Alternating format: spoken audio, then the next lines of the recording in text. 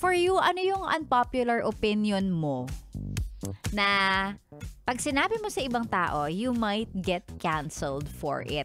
Kumbaga yung opinion mo na hindi sabay, hindi tugma sa nakararami o opinion ng nakararami. Okay, magbasa tayo ng mga sagot from our Facebook friends. By the way, naka-live si Sexy Megan sa Yes the Best Manila Facebook page. So ayan, hello sa inyo and good morning. So eto, magbasa tayo. Okay.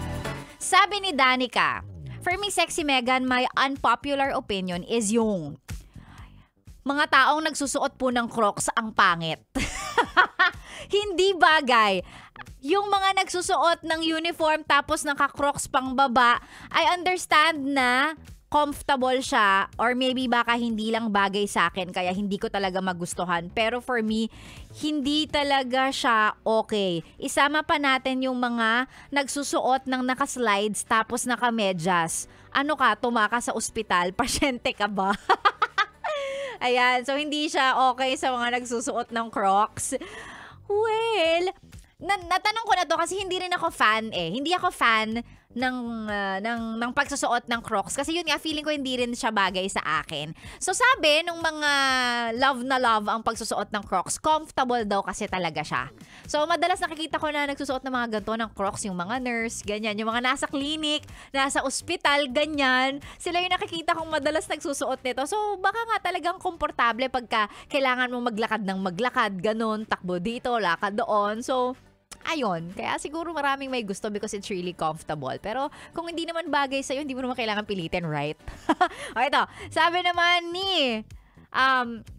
sabi ni Kaiser, sagot ako ulit, Sexy Megan. Ako, para sa akin, yung unpopular opinion ay yung mga mag-asawa, tapos ang nagwo-work lang ay yung wife nila, then yung lalaki ang naiiwan sa bahay na nag-aalaga ng bata, gumagawa ng gawaing bahay. Kasi karamihan, ang babae ang naiiwan sa bahay at sasabihin nila dapat ang lalaki ang nagwo-work para sa family. So para kay Kaiser, it's a big no-no for him daw. Hindi daw tama yung ganon. I think depende to sa sitwasyon eh. Minsan kasi talaga yung babae lang yung may capability o yung may kakayahan na mag-abroad. Hindi naman natin pwedeng ipilit, 'di ba? Na parang ang mas may skill na mag-abroad yung babae, tapos pipilitin muna natin hindi kailangan yung lalaki yung mag-abroad o yung lalaki yung magtrabaho, ganyan.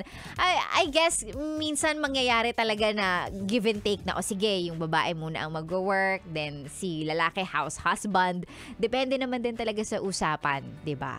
Yan. Tsaka, yun, depende sa arrangement. Yun nga, minsan depende sa opportunity, sa trabaho. Diba? Ganon.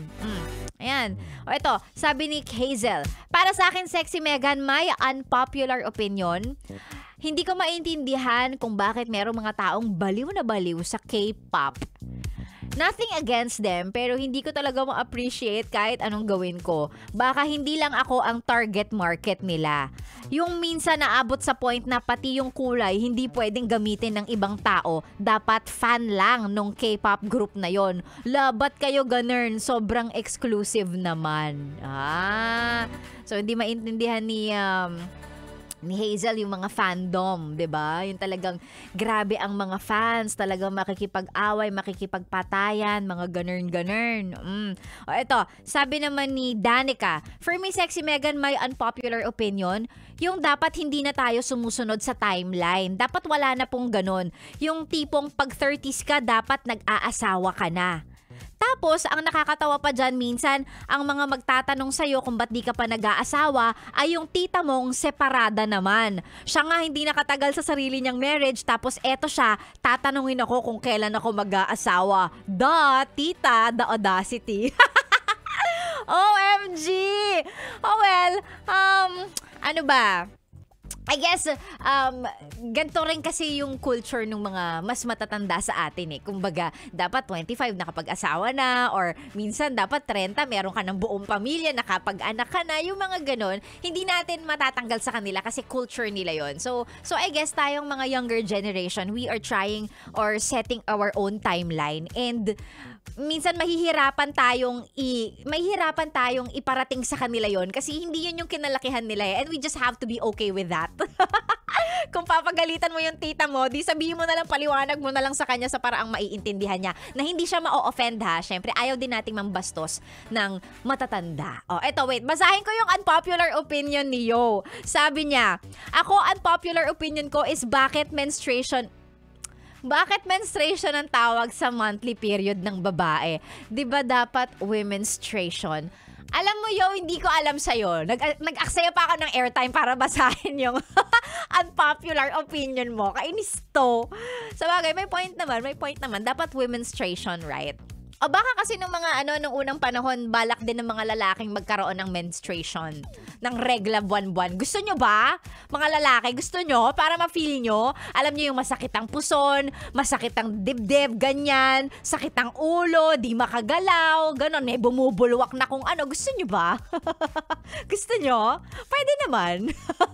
Pinatayan ako ng stream ni Yo. O ito, last na to for this batch. Sabi ni Liza, for me, Sexy Megan, unpopular opinion ko lang, yung ginagawang retirement plan, yung mga anak, hindi po dapat ganon. Dapat mag-anak, yung sinasabi, sorry, bakit kasi walang period yung mga sagot nyo eh?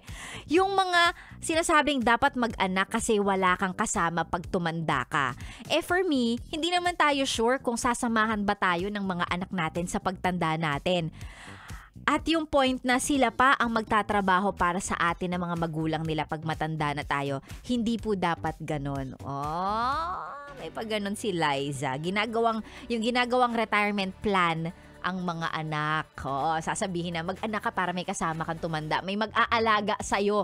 Same thing with sinasabi nila na mag-asawa ka kasi para pag matanda ka na, meron kang kasama. Ganon, mga chuchu ek-ek, ganyan. Well, ako puno na rin ako eh. Puno na rin akong magpaliwanag sa mga taong ganyan. Yung magtatanong na, uy, kailan ka mag-aasawa? Uy, kailan ka mag-aanak? Ganyan-ganyan. Dapat mag-anak ka na kasi tumatanda ka na. Dapat mag-asawa ka na kasi tumatanda ka na. Malilipasan ka ng panahon. Well, ako natanggap ko na lang yung point na yun kasi yung yun yung kinalakihan nila. And iba yung kanila, iba yung time nila, iba rin yung atin. So para sa mga katulad kong pagod na rin makatanggap ng tanong kung kailan ikakasal, kailan magkakajowa, ganon. Anong plano mo sa buhay mo, mga ganon, nakaka-pressure ko minsan. Tanggapin na lang natin na iba kasi yung generation nila. Oo. Wag naman, paliwanag mo na lang, Bina. Tita, may sarili kasi akong timeline. Ito yung sinusunod ko. Ito yung plano ko sa buhay. Huwag mo akong igaya sa'yo. Ganon. Oo. Daan-daan lang sa pagsagot para hindi po sila mabastos. Ay nako, maraming salamat sa lahat ng mga sumagot ngayong araw na to. Thank you very much. And yes, it's already Friday. Happy Friday everybody. Kung ano man po ang inyong gagawin, sana kasama ang Yes the Best sa mga plano ninyo. Opo. Keep us on the background ngayong Saturday and Sunday. And of course, I'll see you guys again on Monday. 6:00 hanggang 9:00. Ako po ang inyong naging ka-sexy time. Sexy Megan. Dito lang sa stasyong nakakayang, nakaka-fresh 101.1. Yes, the best. Susunod na po, Ganda Wanda at syempre ang mga kumasa sa hamon sa ating Yes, the Best singer on the air. Happy Friday, everybody. Happy weekend. Enjoy your day. See you on Monday! Susundan mo si tita, ha? Apa.